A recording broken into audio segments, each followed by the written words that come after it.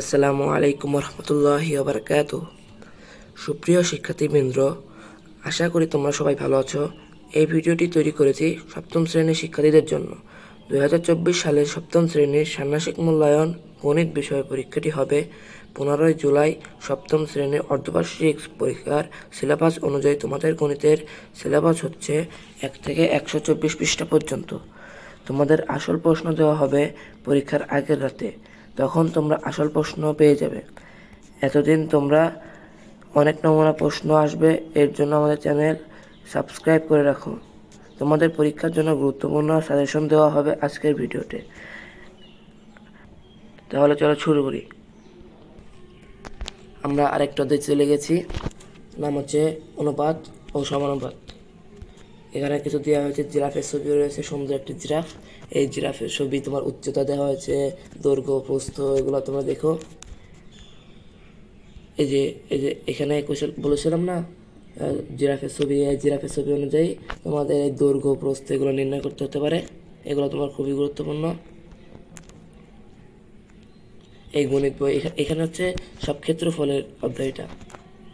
এখানে তোমার একটা ছক রয়েছে, তোমাদের গণিত বই দৈর্ঘ্য, প্রস্থ, পুরুত্ব এগুলো তোমরা নির্ণয় করো। বাংলা এটা করবা তোমরা।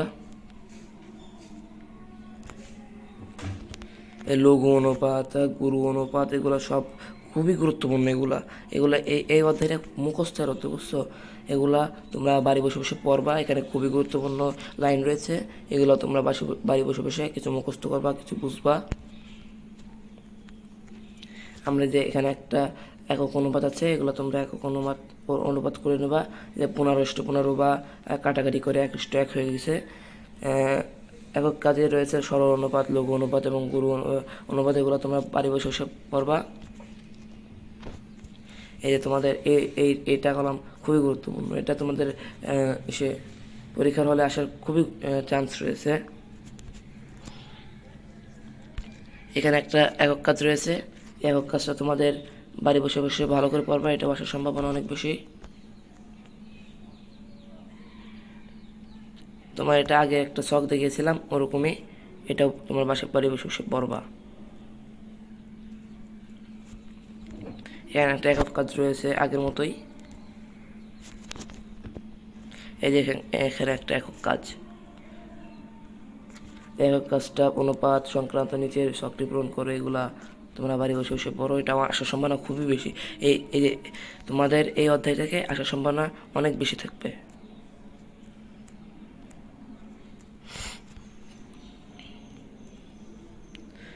ছক 4.5 এগুলো তোমরা বাড়ি বসে পড়বা। এই যে বাস্তব সমস্যা সমাধানে অনুপাত প্রয়োগ এগুলো পড়বা। তারপরে তোমাদের এখানে একটা ছক দিয়েছে, নিচে ফাঁকা জায়গায় অনুপাতের বক্স অঙ্কন করো। তোমাদের এই যে এখানে এটা ভালো করে পড়বা।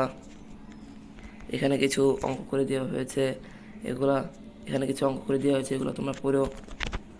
এখানে একটা একক কাজ রয়েছে,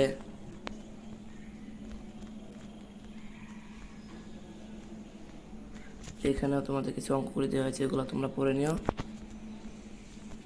তো এইগুলো আগের মতো কাগজ দিয়ে করতে হবে।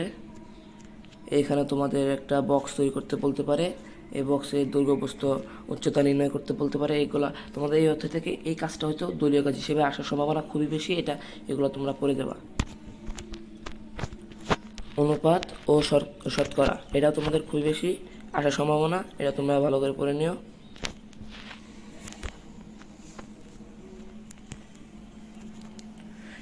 এখানে সমাধান দেওয়া হয়েছে, এগুলো তোমরা দেখে নিবা। এখানে একটা সমাধান দেওয়া হয়েছে, দেখে নিবা। এখানে একটা একক কাজ রয়েছে, একটি স্কুলের শিক্ষার্থীর সংখ্যা 820 জন। বছরের শুরুতে 5% শিক্ষার্থী নতুন ভর্তি হলে বর্তমানে ওই স্কুলের শিক্ষার্থীর সংখ্যা কত, এটা পড়ে নিও। এই সমানুপাত, এখানে ছবি মাপে, এই ছবি মাপবা তোমরা আদর্শ উচ্চ বিদ্যালয়। তোমাদের এখানে দৈর্ঘ্য আছে, উচ্চতা আছে, প্রস্থ আছে, উচ্চতা আছে,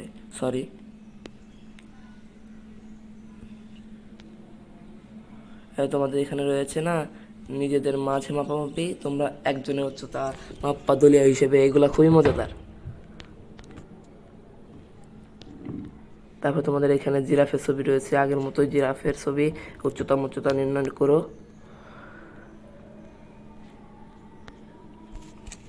এখানে কিছু লাইন রয়েছে, এগুলো তোমরা পড়ে নিও।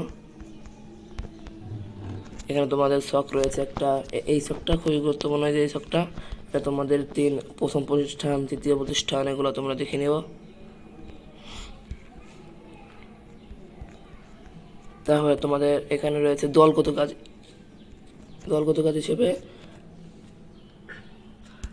আসতে পারে কাগজ দিয়ে 5 নং এর মাপের একটি জাতীয় পতাকা তৈরি করো। এটা কলম খুবই গুরুত্বপূর্ণ, আমাদের দেশের একটা পতাকা তৈরি করতে বলতে পারে। এখানে কিছু গুরুত্বপূর্ণ লাইন রয়েছে, এগুলো তোমরা বাসায় বসে পড়ে নেবা। এই যে এগুলা পড়ে নেবা। একক কাজ যে বাসটির অতিক্রান্ত দূরত্ব নির্ণয় করো, এটা আসতে পারে।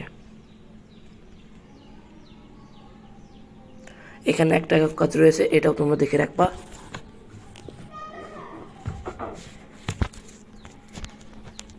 এখানে একটা অনুশীলন রয়েছে, অনুশীলনীতে আমরা চলে এসেছি। অনুশীলনের সবটি তোমাদের পড়া রইল।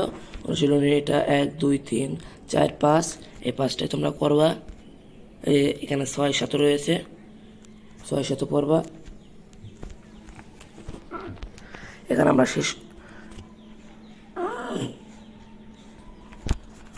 এখন আমরা শেষ অধ্যায়ে চলে এসেছি। আকৃতি দিয়ে যাইছে না।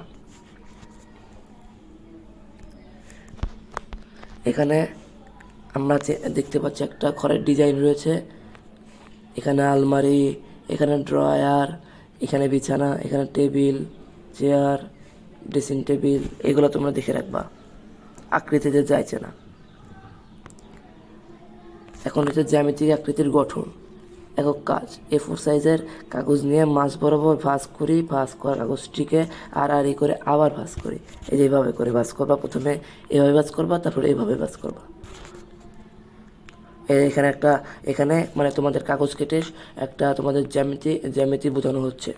এই দেখুন, এখানে তোমাদের একটা কোণ তৈরি হয়েছে, নাম কি? সমকোণের জন্য আমরা এই চিহ্ন ব্যবহার করব। এই যে এই চিহ্নটা, এখানে একটা রয়েছে, এটা তোমরা দেখে রাখবা। এখানে কিছু গুরুত্বপূর্ণ লাইন রয়েছে, দেখে রেখো। এখানেও তোমাদের কিছু আছে, এখানে একক কাজ আছে, এখানে তোমাদের জ্যামিতি আছে। জ্যামিতি তো এখন দেখাতে পারবো না। এখানে একটা একক কাজ রয়েছে, এটা তোমরা করবা। তোমাদের জ্যামিতিতে কয়েকটা চিত্র রয়েছে, এগুলো আসবে। তোমার জ্যামিতিতে তোমার বেশিরভাগই একক কাজ রয়েছে, একক কাজ সব তোমাদের রইল। তারপরে তোমাদের যে দিকতে অনেক জ্যামিতি আছে, এগুলো করবা। এখানে একটা দলগত কাজ রয়েছে, করবা 4 5 জনের দলে ভাগ হয়ে। এখানে কাগজ কেটে কি যেন একটা তৈরি করছে, ও বক্স তৈরি করতেছে। তোমরা এখানে একটা বক্স তৈরি করবা কাগজ কেটে। এখানে একটা কাজ রয়েছে, তোমার ইচ্ছে মতো কাগজ কেটে কয়েকটি সমান্তরিক চিত্র তৈরি করো। এটা তোমরা করবা।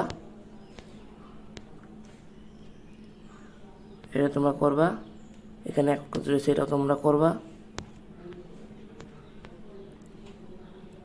তোমাদের এই অধ্যায়তে কাগজ কাটাকাটি মেলা অনেক বেশি, তার জন্য তোমরা পরীক্ষার হলে রঙিন পেপার কয়েকটা নিয়ে যেও, যদি না দিয়ে থাকে তা তোমাদেরটা দিয়ে করো। এই দেখে এখানে কিছু গুরুত্বপূর্ণ লাইন রয়েছে, এগুলো তোমরা পড়ে রাখবা। আর এখানে ত্রিভুজের কোণের সম্পর্ক এখানে কিছু আছে। এখানে দুজন আলাপ করতেছে, এগুলো তোমরা পড়ে রাখবা। এখানে কাজ রয়েছে দুইটা, এই দুইটা করবা। এখানে এই সামান্তরিক, এখানে এটা ভাঙছে বলে এই 3টা কোণ তৈরি হয়েছে। এখানে একটা ছক রয়েছে, এই ছকটা খুবই গুরুত্বপূর্ণ। এই ছকটা তোমাদের কাজ রইল। আমরা অবশেষে অনুশীলনে চলে এসেছি। এটাই তোমাদের শেষ অনুশীলনী। এই অনুশীলনী তোমাদের খুবই গুরুত্বপূর্ণ। 1 নম্বরে এই ছকটা আঁকবা। তোমাদের 2 নম্বরে রয়েছে এটাও তোমাদের কাজ রইল, বাড়ি বসে বসে তোমরা এগুলো করবা। 3 নম্বরে তোমাদের এটা রয়েছে, এটাও করবা। 4 নাম্বার এটা, 5 নাম্বার এক্স এর মান কত হবে, এক্স এর মান নির্ণয় করতে হবে, যে এখানে এক্স এর মান এক্স কোণের মান তোমরা নির্ণয় করবা। 6 নাম্বার আছে, এটা তোমরা করবা। এখন তোমাদের পরীক্ষা সাজেশন শেষ হলো। এই হলো আমাদের প্রশ্ন। তোমাদের পরবর্তীতে তোমাদের আজকে বিকালে বা অন্য সময় অতি দ্রুত তোমাদের পরীক্ষার ভালো করে সাজেশন আমরা তৈরি করছি, সেটা তোমরা পেয়ে যাবা।